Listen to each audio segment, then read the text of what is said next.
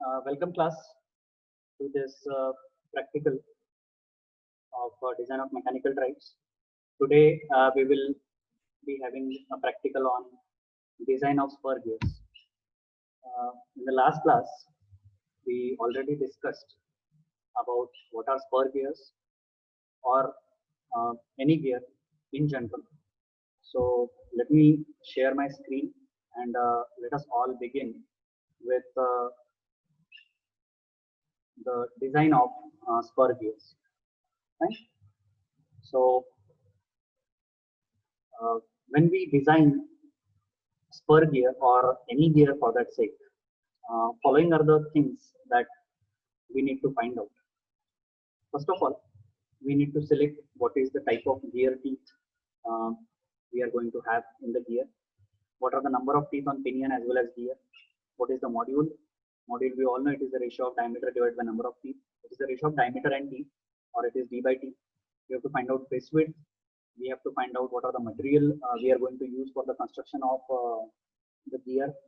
We also have to find out what is the accuracy grade of the gear and what is the heat treatment that we are going to give to the gear.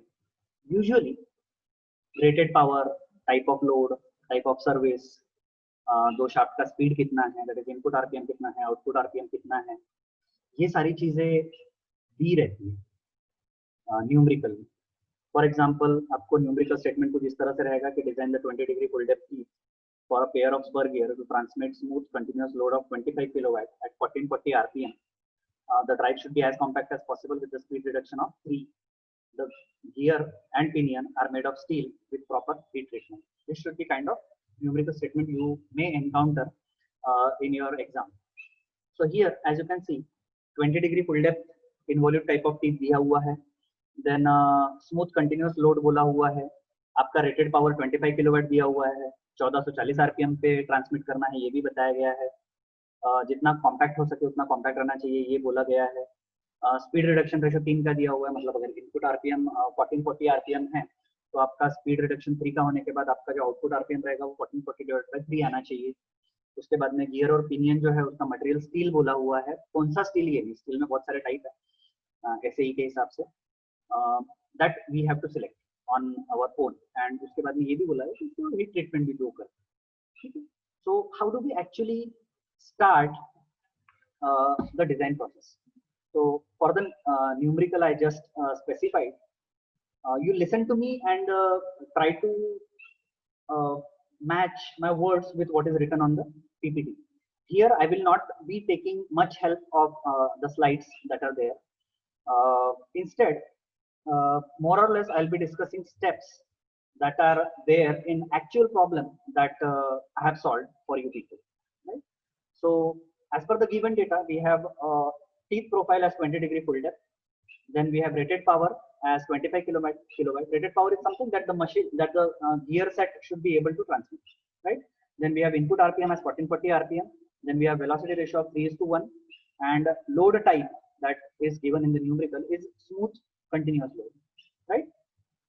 The first step that you do is we select the tooth profile. Now tooth profile is already given.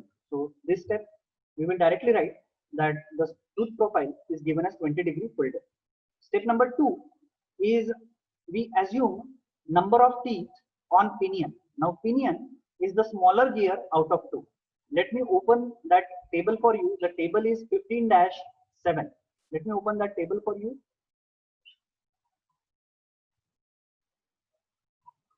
16-7, pardon me, it is 16-7. So let me scroll it down for you. Okay, so here we have table number 16-7. From here we can select minimum number of teeth on pinion for a given type of gear teeth profile. So number 4 में देखिए आप, preferred number of teeth on pinion. So 7 to 9 लेना है अगर 25 degree pressure angle है तो. If I say 20 degree full depth, that means our pressure angle is 20 degree. If I see here, so we have 19 is minimum number of teeth for 20 degree full depth teeth. So minimum number of teeth on pinion TP we will select it as 19. It is the minimum number. See, data book में बोला है कि minimum number है. आप 19 भी ले सकते हो, आप 20 भी ले सकते हो, आप 25 भी ले सकते हो, आप 30 भी ले सकते हो. But it is advised that you take minimum number of teeth as 19. पर actually 20 डिग्री फुल डेप्थ दिखा, स्पर गियर दिखा, तो टीपी के ऊपर 19 है. ये बिना डेटा बुक दिखे अपने को समझ जाना चाहिए. Fine. Now if I have number of teeth on pinion and if I have gear ratio with me, I can also find out number of teeth on gear. Now gear is the larger gear out of the two gear in mesh. So pinion छोटा वाला, pinion के ऊपर अगर 19 है और velocity ratio अगर 3 है तो गियर बड़ा, तो 19 को आपको 3 से मल्टीप्लाई करना पड़ेगा, तो उससे आपको number of teeth on gear मिलेंगे. So 19 multiplied by 3 you will get number of teeth on gear as 57. Step number 3 is we find out pitch circle diameter of pinion in terms of module. In terms of module. Now see, module is something that we need to calculate. We don't know the value of module. Module will never be given in the numerical. What is the formula for module? It is the diameter divided by number of teeth. And I have also discussed in the class that module for both pinion as well as gear is same. तो आप फॉर्मूले में number of teeth of pinion लो तो आपको diameter pinion का लेना पड़ेगा. अगर आप नंबर ऑफ टीथ गियर के लेते हो तो आपको डायमीटर गियर का लेना पड़ेगा. ठीक है. So here you will find out PCD of let us say pinion denoted by D suffix P in terms of module. So your DP will be TP multiplied by module. So diameter of pinion, pitch circle diameter of pinion will be number of teeth on pinion multiplied by module. तो जितना भी आपका TP आपने लिया है multiplied by M will be your value of DP. That is DP in terms of module. Step number 4 is you have to find out pitch line velocity of the pinion. You have to find out pitch line velocity of the pinion. Now why pinion? Why not gear? It is because जो smaller होता है that runs at higher RPM. जो smaller pinion, जो smaller gear होता है दोनों में से, जिसको अपन पिनियन बोलते हैं, वो आप ज्यादा स्पीड पे घूमता है तो उसका पिच लाइन वेलोसिटी ज्यादा होगा. उसका पिच लाइन वेलोसिटी ज्यादा है तो आपका डिजाइन गियर के हिसाब से भी सेफ आएगा. अगर आप गियर का लेते हो तो गियर का पिच लाइन वेलोसिटी कम मिलता है, हो सकता है आपका डिजाइन पिनियन के लिए फेल हो जाए. इसलिए आपको हायर आरपीएम लेके, हायर स्पीड लेके आपको पिच लाइन वेलोसिटी कैलकुलेट करनी पड़ती है. Pitch line velocity is given by VP. VP stands for pitch line velocity. और अपने को पता है v का formula pi into D into N, that is circumference multiplied by RPM. So pi D N, यहाँ पे d हम dp लेंगे और n जो है वो पिनियन का, दैट इज np लेंगे. अब पिछली स्टेप से अपन ने dp निकाला हुआ है, it is tp into m, और np अपने पास पता है. np कहाँ से पता चलेगा अपने को? np पता चलेगा जो गिवन आरपीएम है और जो वेलोसिटी रेशियो है वहां से, राइट. सो 1440 अगर पिनियन का आरपीएम है तो गियर का आरपीएम 1440 डिवाइडेड बाय 3 रहेगा. अपने को पिनियन का चाहिए तो हम लोग इसमें क्या इनपुट करेंगे? 1440. तो यहाँ से अपने को वीपी मिल जाएगा. That VP will be again in terms of module, because ये फॉर्मूले में डीपी है और डीपी का जो वैल्यू है it is in terms of module. So VP also we will get in terms of module. Next step, step number 5 is you calculate design power, and for this you take help of table number 16-1. So let me open the table 16-1 for you. Okay, in 16-1 you have design power PD is equal to PR into KL.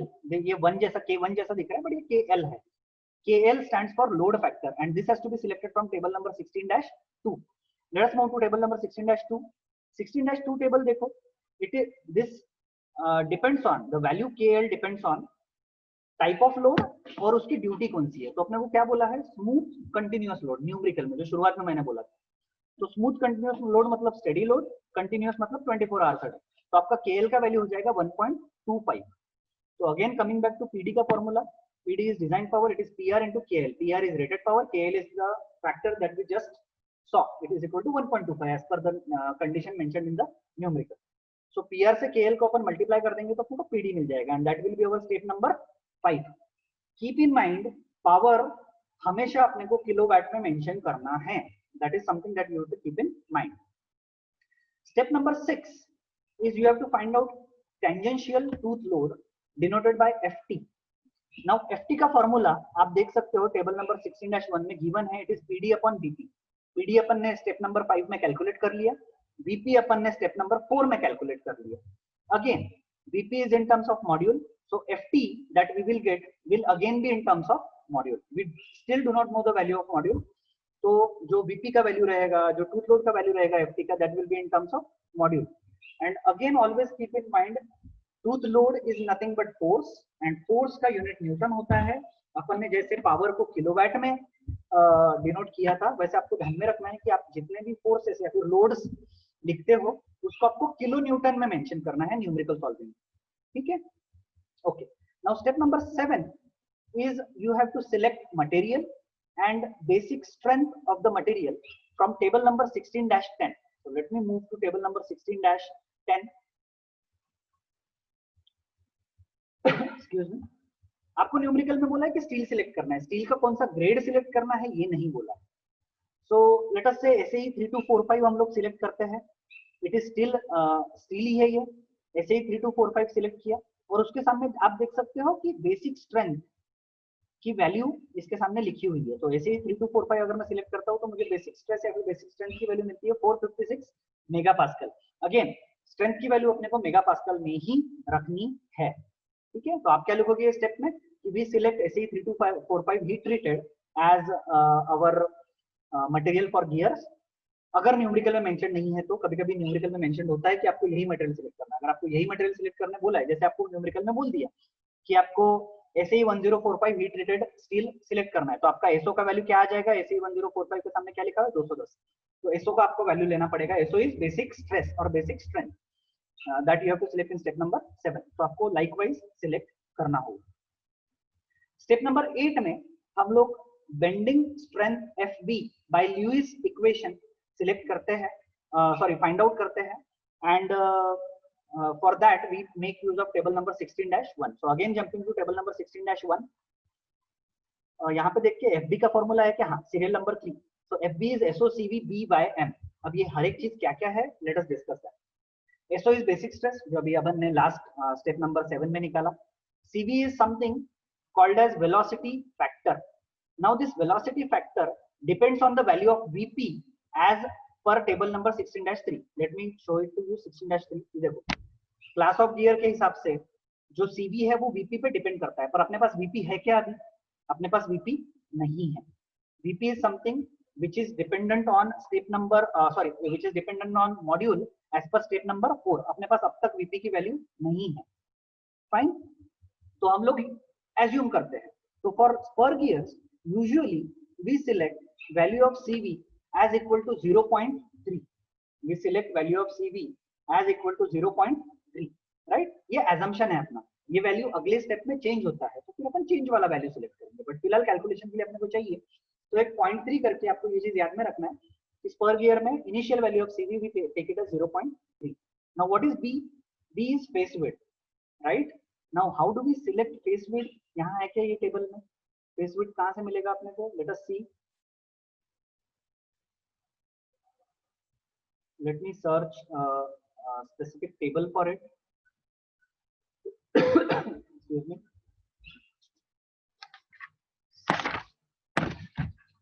now this face width has to be selected from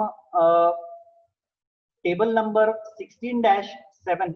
let me open that table for you 16-7। okay, हाँ आप देख सकते हो serial number 5 में face width B has to be taken from 8.5 times module से लेकर 12.5 times module. आपका जो फेस विड्थ होना चाहिए वो 8.5 times मॉड्यूल। अब मॉड्यूल की वैल्यू पता है कि नहीं, that is something you have to find out. पर अभी एजम्पशन करना है अपने को, तो एजम्पशन क्या करेंगे अपन, वो वैल्यू 8.5 टाइम्स मॉड्यूल से 12.5 टाइम्स मॉड्यूल के बीच में रहनी चाहिए। तो लेट अस से 8.5 और 12.5 के बीच में 10 टाइम्स मॉड्यूल है, तो अपन ने एज्यूम कर लिया कि 10 times module is the value of our face width. अगली वैल्यू क्या है? Y। Now what is Y? It is modified Lewis form factor as per table number 16-5। Let us go to 16-5। Okay here देखो अपना 16-5 में modified Lewis form factor दिया हुआ है। Modified Lewis form factor हम लोग यहाँ से देखते हैं, depends on type of profile. अपना टाइप ऑफ प्रोफाइल है 20 डिग्री फुल डेप्थ और उसके हिसाब से मॉडिफाइड लुईस फॉर्म का फैक्टर है का formula 0.485 minus 2.87 divided by T। Now what is T? This T is number of teeth. Pinion के ऊपर के टीथ की गियर के ऊपर के टीथ पता नहीं, तो अपन क्या करेंगे, we will find out value of Y for pinion, that is when we take T is equal to TP। We also find value of Y for gear, that is we take T is equal to TG, that is number of teeth on gear. And lastly, in this formula for FP, we have M. M is nothing but module. So we have formula of SO. SO is finite value. जो अपन ने table से pickup की है, CV जो अपन ने 0.3 assume किया, B का value 8.5 times module से लेकर 12.5 टाइम्स मॉड्यूल के बीच में है, Y का वैल्यू हम TP और TG दोनों के लिए कैलकुलेट करेंगे और M है। अब आप बोलोगे कि सर अपने पास Y की तो दो वैल्यूज है, एक TP के हिसाब से एक TG के हिसाब से, हम कौन सी ले? Now see, material of pinion as well as gear we have assumed it as same. 99% cases में ये मटेरियल सेम होता है until and unless it is not specifically mentioned in the numerical। अगर न्यूमेरिकल में मेंशन नहीं है तो हम लोग दोनों का मटेरियल सेम लेते हैं। दोनों का मटेरियल हम लोग जब सेम लेते हैं तब हमको y की वैल्यू लोअर वाली वैल्यू सिलेक्ट करनी पड़ती है। तो लोअर वाली वैल्यू कौन सी आएगी? जो करस्पॉन्डिंग टू पिनियन रहेगी। ये जो मैंने बताया आपको y1, yp और yg जो निकालना है depending on TP and TG, where TP is number of teeth on pinion and TG is number of teeth on gear. ये आपको तब करना है जब आपको दो अलग अलग मटेरियल दिए गए हो पिनियन और गियर के। अगर मटेरियल सेम है तो आप चुपचाप yp निकाल लो और वो yp की वैल्यू, yp मतलब modified Lewis form factor as per number of teeth on pinion, जो भी रहेगा वो इसमें आप लिख लोगे। तो आप बता सकते हो कि B में एक m की टर्म है, यहाँ पे खुद एक m की टर्म है, तो जो FB अपने को मिलेगा that will again be in terms of module, right? So now from step number 6 we have value of FT, from step number 7 we have value of FB, we have both in terms of module, right? Only thing is FT में एक m है और FB में आपको दो m मिलेंगे, एक face width का m और एक आखिरी में फॉर्मूले में जो m है वो। तो FB m स्क्वायर के टर्म्स में रहेगा और FT जो है वो आपके सिंगल m के टर्म में रहेगा। So FT is called as tooth load. It is actual value of load that occurs on a tooth, whereas FB को बेंडिंग स्ट्रेंथ बोला हुआ है। मतलब ये टीथ मैक्सिमम कितना स्ट्रेस सहन कर सकता है, तो FB जितना, बराबर।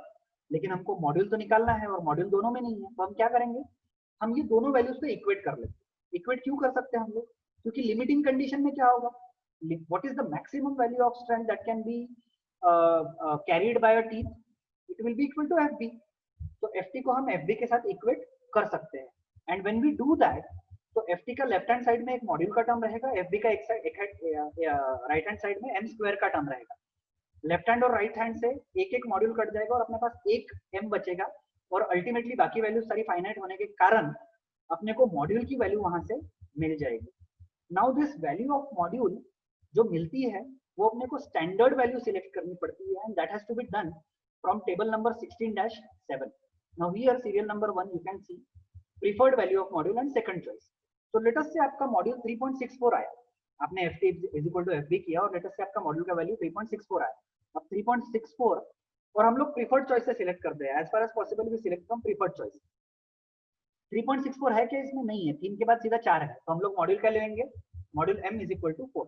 तो अपन ने एक प्राइम चीज कैलकुलेट कर ली है स्टेप नंबर 9 में, and that is the value of module। Module latest से कैलकुलेशन के हिसाब से अपना 3 पॉइंट समथिंग आया, 3 पॉइंट समथिंग वैल्यू यहाँ पे है नहीं है टेबल नंबर 16-7 में, तो अपन ने हायर वैल्यू सिलेक्ट कर लिया। हम लोग लोअर नहीं करेंगे कोई भी हालत में। लेट अपना अगर कैलकुलेटेड वैल्यू 3.1 भी आया तो भी हम लोग मॉड्यूल 3 नहीं ले सकते। 3 के ऊपर वैल्यू गई कैलकुलेटेड वैल्यू कि अपने को हायर वैल्यू भी मॉड्यूल पे सिलेक्ट करनी पड़ती है, ठीक है, कीप दैट इन माइंड। अभी मॉड्यूल मिल गया अपने को, अभी क्या कर सकते हैं हम लोग नेक्स्ट स्टेप में, स्टेप नंबर 10 में what we do is we find out final values of all the other things जो हमने इन टर्म्स ऑफ मॉड्यूल लिए थे। For example pitch diameter of pinion, pitch diameter of pinion DP was in terms of module, तो वो अपने को module अपना final हो गया, तो अपने को डीपी की वैल्यू मिल जाएगी। अपने को डीपी की वैल्यू मिल गई तो अपने को डीजी की भी वैल्यू मिल जाएगी, that is pitch circle diameter of gear. अपने को एफटी अपना जो था वो मॉड्यूल के टर्म्स में था, तो वहां से अपने को एफटी की भी value, tooth load actual tooth load की भी वैल्यू फाइनल हो जाएगी। अपना वीपी जो है, VP that is pitch line velocity, वो also in terms of module, तो वीपी की भी वैल्यू फाइनल हो जाएगी, बराबर है। अभी वीपी की वैल्यू फाइनल होने के बाद अपन ने एक चीज देखा था कि जो सीवी की वैल्यू है,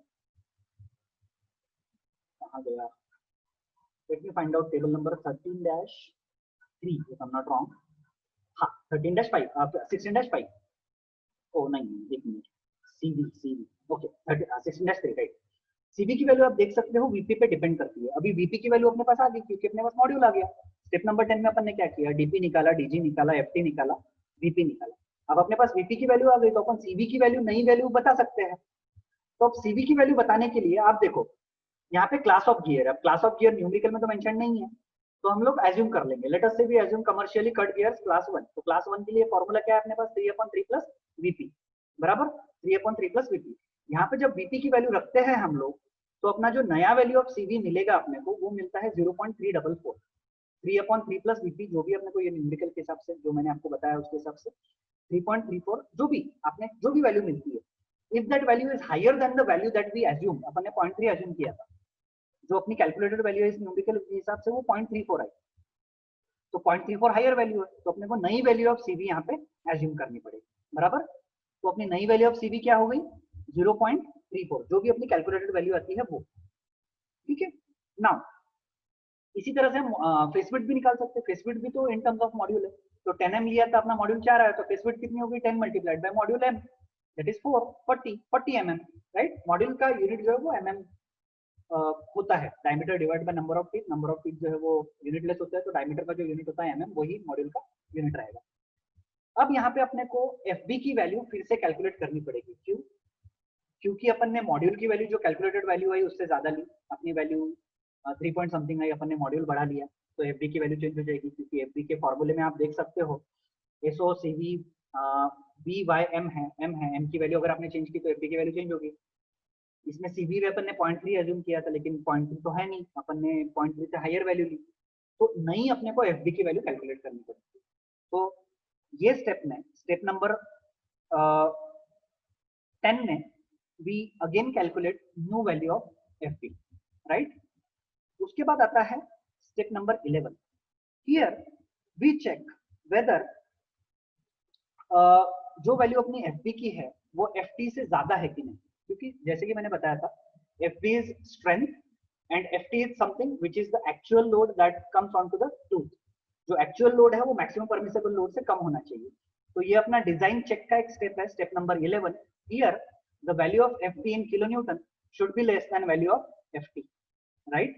ये ऑलमोस्ट एवरी केस में आता ही है, क्योंकि जो मॉड्यूल कैलकुलेटेड है वो मॉड्यूल अपन बढ़ाते हैं, जो CV है वो CV भी बढ़ता ही है ऑलमोस्ट हर बार। तो ये स्टेप सेम आता ही है, राइट। इफ नॉट, अगर सेम नहीं आता तो हम लोग मॉड्यूल का वैल्यू फिर से बढ़ा देते हैं, मॉड्यूल का वैल्यू हम लोग हायर ले लेते हैं, जैसे 4 लिया था तो 5 ले लेते हैं, कर सकते हैं। ये डिजाइन चेक फेल नहीं होता है, अगर हो जाता है किसी वजह से तो हम लोग मॉड्यूल का वैल्यू बढ़ा सकते हैं। स्टेप नंबर 10 में हम लोग डायनामिक लोड फाइंड आउट करते हैं FT, that formula you have to select from table number 16-1। तो डायनामिक लोड का फॉर्मूला है FT जो अपना ऑलरेडी कैलकुलेटेड है, प्लस 21 VP जो अपना ऑलरेडी कैलकुलेट है, CEB plus FT divide by 21 VP plus under root of CEB plus FT। Formula आपके सामने है। अब इसमें C क्या है, यह है deformation factor that has to be selected from table number 16-4। Let us go to table number 16-4। Table number 16-4 में ये कहाँ है, डिफॉर्मेशन फैक्टर C यहाँ पे है। टाइप के ऊपर डिपेंड करता है, मटेरियल ऑफ गियर और टूल टाइप अपना टीथ टाइप के हिसाब से। तो अपना 20 डिग्री फुल डेप्थ है और स्टील एंड स्टील है, पिनियम भी स्टील का है, गियर भी स्टील का है, तो वैल्यू क्या आ गई 11,800। तो अपनी C की वैल्यू फाइनल होगी, C की वैल्यू क्या है 11,800। दूसरा क्या है error in profile. Error in profile कहाँ से मिलेगा अपने को, फिगर नंबर 16-1 से। मैंने शुरुआत में थोड़ा गलती से बोल दिया था कि एरर दिया रहता है, that is not the case. Error जो है वो टेबल नंबर 16-1 से, फिगर नंबर 16-1 से अपने को सिलेक्ट करना पड़ता है।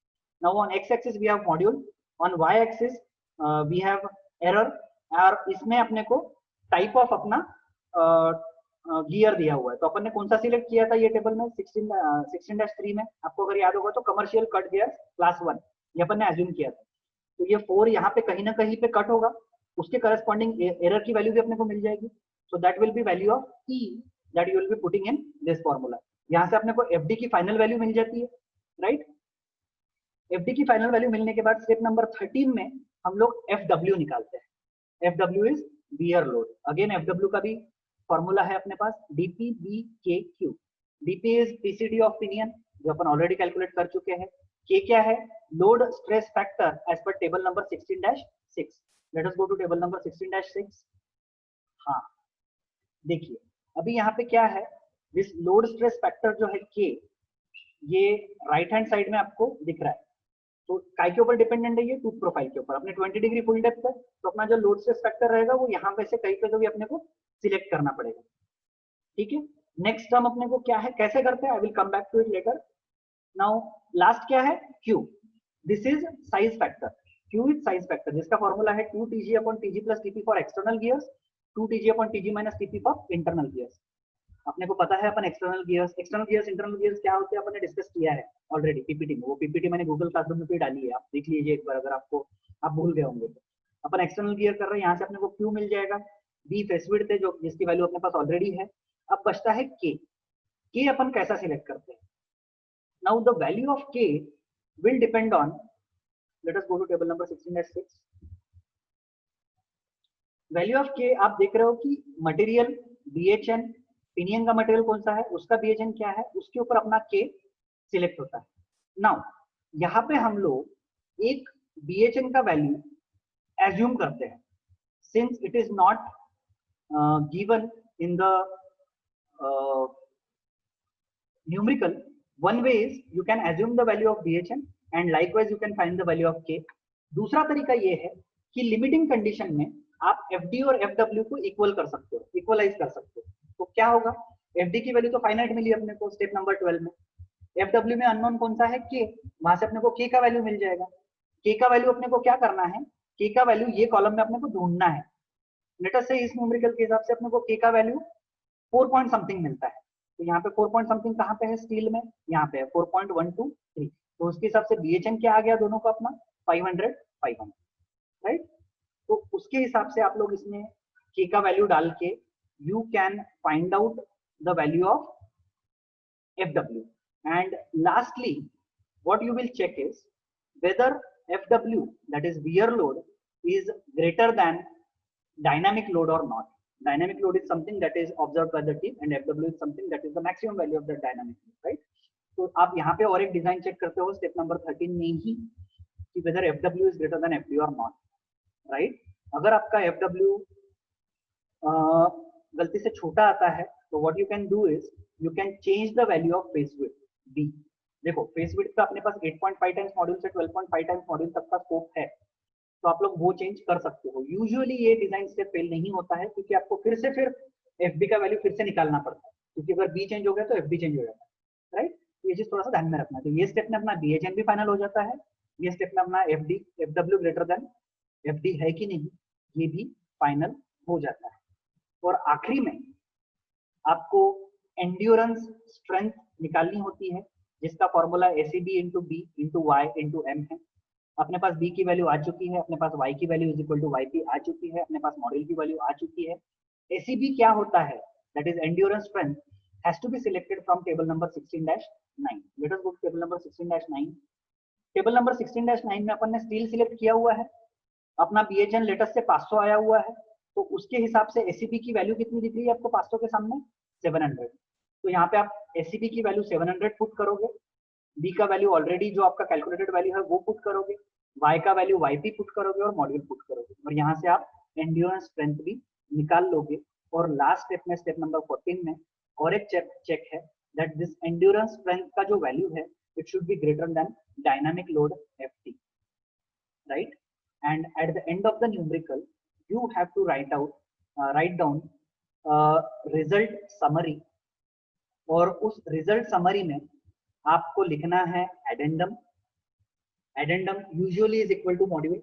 You have to result summary मतलब आपको एक पूरा का पूरा उसका डायमेंशन लिखना पड़ता है, क्या क्या आया आपको एडेंडम लिखना पड़ता है, आपका मॉड्यूल का वैल्यू लिखना पड़ता है, number of teeth on pinion, number of teeth on gear, diameter of pinion, diameter of gear, face width, डेडेंडम।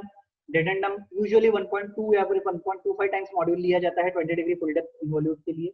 BHN of pinion and gear, इतना डेटा आप जब उसमें इनपुट कर लेते हो तब जाके आपके डिजाइन प्रोसेस खत्म हुई, ऐसा अपन डिसाइड या फिर डिक्लेयर कर सकते हैं। And with this design of spur gear ends here. Thank you very much. Feel free to reach out to me in case you encounter any sort of problem while solving these numericals. वैसे तो हमने जो discuss किया it is very much detailed procedure of design of spur gears, but still if you feel any problem you can feel free to talk to me. Thank you very much.